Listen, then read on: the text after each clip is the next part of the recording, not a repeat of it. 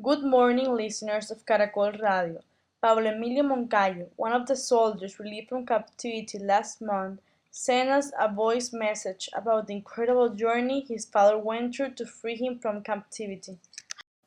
How ironic can it be that the Colombian government and the FARC are talking about peace in Havana, Cuba, while people in Colombia are being killed? This conflict began a long time ago. At that time, I was not even born. I bet many of you are asking yourself why this conflict affects me. The reason is because I'm one of its direct victims. My name is Pablo Emilio Moncayo. My dream since I was little was to be an electronic engineer, but due to my parents' economic problems, they couldn't afford to pay for my studies, so I became a soldier when I was just 17 years old. When I turned 18, I was promoted to become a corporal, and then the attack came. In a blink of an eye, my life became a nightmare. But well, I'm not here to tell my story. Instead, I'm going to tell you my dad's story. My dad is a very persistent man. His name is Gustavo Guillermo Moncayo, known as the Peace Walker. It all started in late December 1997, when I called my father while I was doing my military service in the border of Nariño, where the guerrilla forces were known to be active. I told him that if there were no fireworks, I'd be spending Christmas Eve and New Year's Eve with him. He knew something was wrong, and I had to let him know that the guerrilla was approaching to the province of Nariño to take on some bases. Our fears were well founded. On December 21, at 2 a.m., about 250 guerrilla members attacked the headquarters we were defending. After a fight that lasted 15 minutes, 22 soldiers were killed and 18 were kidnapped, including me.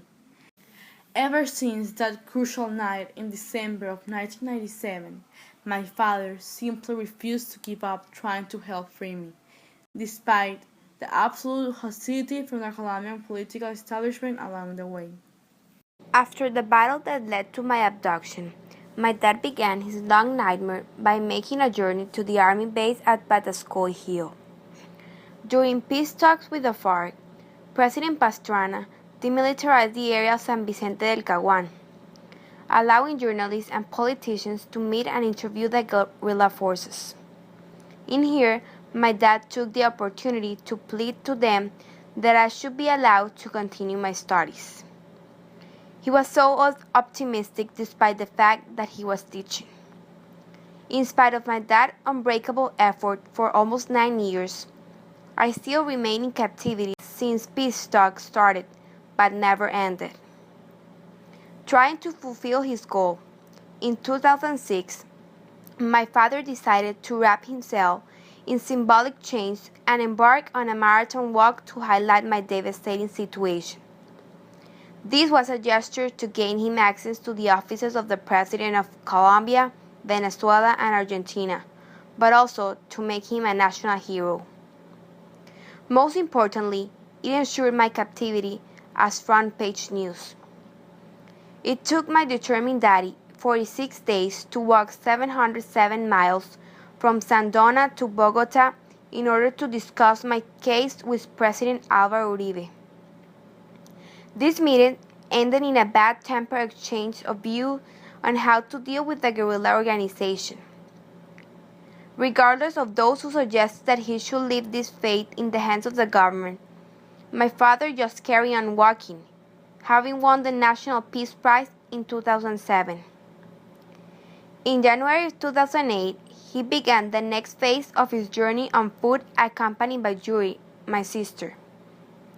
Still in Europe, he kept walking, promoting my release in 22 cities. Trying to succeed, my dad decided to carry out his own field research since it was my 12 years of confinement. Because of this, he traveled to Caquetá and Putumayo, which are close to the jungles where the FARC hold its hostage captive, looking for information about my condition. My father never gave up on me. On September 23rd, a video of me pleading to be freed was released. This video gave hope to my father because it made him realize that I was no longer a teenage, instead an adult, who was still alive despite all the anguish. By the end of this month, I was finally released. Words cannot really explain what I felt when I first met my family once again in Sandona. My father was expecting me just like the day I was born. Tears filled both of our eyes. His determination kept me alive all those years. He is my real-life hero. I want everyone to know my father's story because this is a real example of what determination, perseverance, and hope can do if you experience any kind of excruciating situation. Don't ever give up. My father never did for me. The teaching of this parable is explicit. Keep trying until you have no more chances left. Gustavo Moncayo is a genuinely admirable man. Despite all the obstacles he had to face, he never gave up. He persisted until he achieved his so precious goal. Sometimes, many of us, as soon as we are faced with obstacles, quit. Nothing is impossible. It may take time, but the results are worth it all.